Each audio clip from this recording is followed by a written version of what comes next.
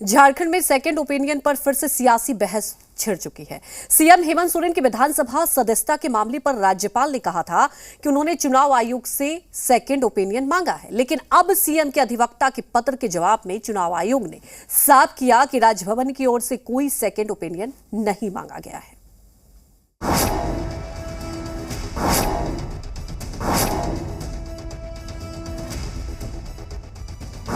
राज्यपाल रमेश बैस के second opinion पर झारखंड की सियासत फिर गर्म हो चुकी है। वजह क्या है, ये जानने से पहले पिछले दिनों का घटनाक्रम जान लीजिए। करीब 2 हफ्ते पहले रायपुर में मीडिया से बातचीत करते हुए राज्यपाल ने कहा था, खनन लीज मामले में सीएम हेमंत सोरेन की विधानसभा सदस्यता पर उन्होंने चुनाव आयोग से सेकंड ओपिनियन मांगा है। उन्होंने यहां तक कहा था कि कभी भी सियासी एटम बम फूट सकता है। वहीं अब सीएम के अधिवक्ता वैभव तोमर की चिट्ठी के जवाब में चुनाव आयोग ने साफ किया है, कृषि से हर दिन, हर महीने, हर साल, इतना ही नहीं आपके रिटायरमेंट के लिए भी पैसे कमाना है। फिर देरी किस बात की? फ्रीडम ऐप को अब भी डाउनलोड कीजिए। कि राज्यपाल ने कोई सेकंड ओपिनियन नहीं मांगा है। इस मसले पर जेएमएम विधायक सुदीप व सोनू ने राजभवन को टैग कर ट्वीट किया है, रामचंद्र कह गए सिया से, ऐसा कलयुग आएगा।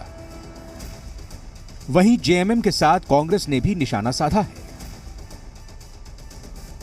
ये इस तरह की बातें अगर राजभवन के माध्यम से और वो भी महामहिम राज्यपाल के द्वारा अगर बोली जाती है तो निश्चित रूप से राज्य की जनता उनके बातों पर विश्वास करेगी। हम लोग भी विश्वास करते हैं, लेकिन जिस तरह से इलेक्शन कमीशन के द्वारा स्थिति स्पष्ट की गई तो निश्चित रूप से राज्य में एक भ्रम की स्थिति पैदा हो गई है। तो मुझे नहीं लगता है, ये बोलते हैं ना कि हमने कहा कि ये भारतीय जनता पार्टी बराबर इस सरकार को अस्थिर करने के लिए ये सब हथकंडा अपनाए थे, हथकंडा अपनाए थे।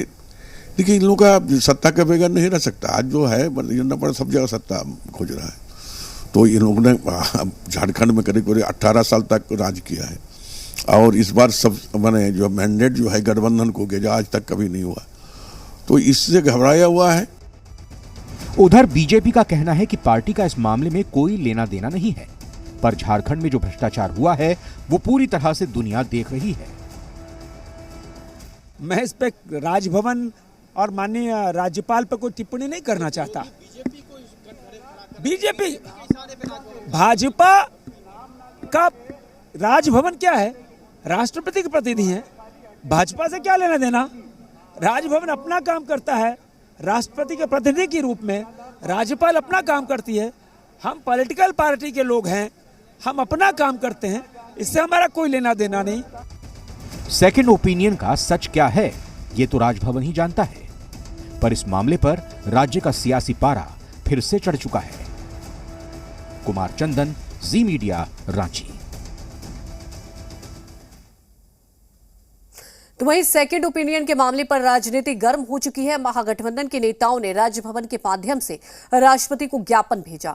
उन्होंने केंद्रीय एजेंसियों के माध्यम से राज्य सरकार को अपदस्थ करने की कोशिश पर रोक लगाने की मांग की है।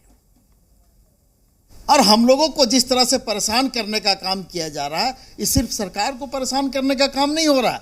ये झारखंड मुक्ति मोर्चा को परेशान नहीं किया जा रहा, ये राज्य की जनता को परेशान किया जा रहा है।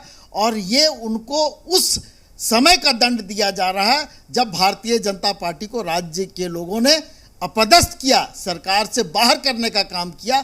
ये उसकी सजा इस राज्य के लोगों को मिली। तो कहीं ना कहीं संशय की स्थिति तो उत्पन्न होगी ही। कृषि से हर दिन, हर महीने, हर साल, इतना ही नहीं आपके रिटायरमेंट के लिए भी पैसे कमाना है। फिर देरी किस बात की? फ्रीडम ऐप को अब भी डाउनलोड कीजिए। हालांकि हम लोग बराबर इस बात से बचते रहे कि हम राज्यपाल महोदय के ऊपर कोई टीका टिप्पणी करें, चूँकि हम संविधान को मानने वाले लोगों में से हैं, लेकिन उनके इस प्रकार के आचरण ने हम सबों को ये अवसर दिया कि अब तो जो देश के कस्टोडियन हैं संविधान के, महामहिम राष्ट्रपति महोदया, उनके पास ही गुहार लगाई जाए। ये शासक दल के लोगों की गरिमा के लिए ठीक नहीं है। राज्य की जनता की नज़रों में इनकी स्थिति हास्यास्पद होती जा रही है और कहते हैं ना कि दाढ़ी में तिनका वाली एक कहावत है ना, तो वही हाल है कि पहले से आशंकित हैं कि हमने ये किया है तो देर सवेर हमारे ऊपर कार्रवाई तो होनी है। तो उस आशंका से ग्रसित लोग अपना संतुलन खो करके इस प्रकार की बयानबाजी कर रहे हैं।